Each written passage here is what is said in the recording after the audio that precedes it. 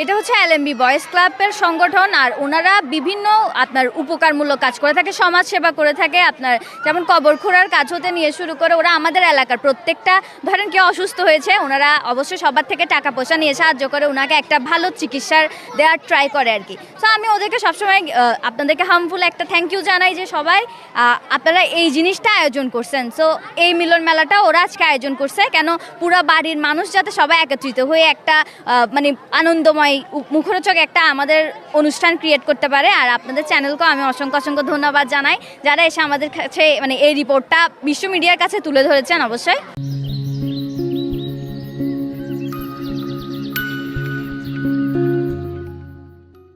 আমরা হচ্ছে যে একটি সামাজিক এবং অরাজনৈতিক সংগঠন। আমরা সমাজের কল্যাণের জন্যই সবসময় কাজ করে থাকি, যেমন কবর খনন, দরিদ্রদেরকে দান, রোজা এবং যত ধর্মীয় উৎসব আছে সব কিছুকে সামনে রেখে আমরা সবসময় দান খয়রাত করে থাকি। এবং তারই পরিপ্রেক্ষিতে আমাদের ক্লাবের সদস্যদেরও আনন্দ এবং বিনোদনের জন্য আজকের এই মিলন মেলার আয়োজন। এবং আমরা চেয়েছি শুধু ক্লাবের সদস্যদের সাথে যারা সবসময় এখানে দান খয়রাতে লিপ্ত থাকে, আমাদের সাথে অংশগ্রহণ করে, তাদেরকেও ইনক্লুড করার চেষ্টা করেছি।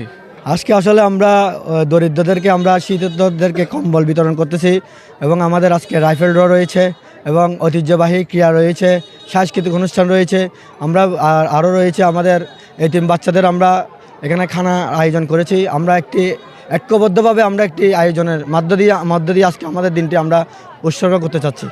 সকলের সহযোগিতা করেছে। যে আমাদের সংগঠনটির নাম হচ্ছে এলএমবি বয়েজ ক্লাব।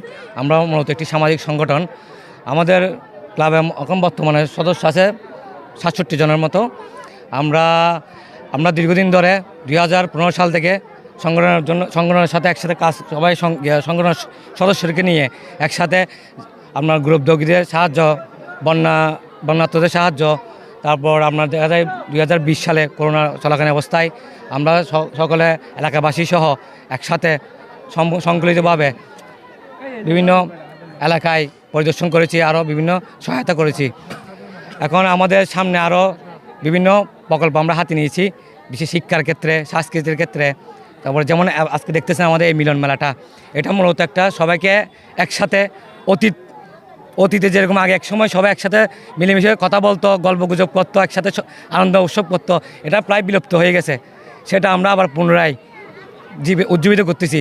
সেটা আমাদের এই আজকে মিলন মেলাটা মূলত আমাদের এটাই উদ্দেশ্য।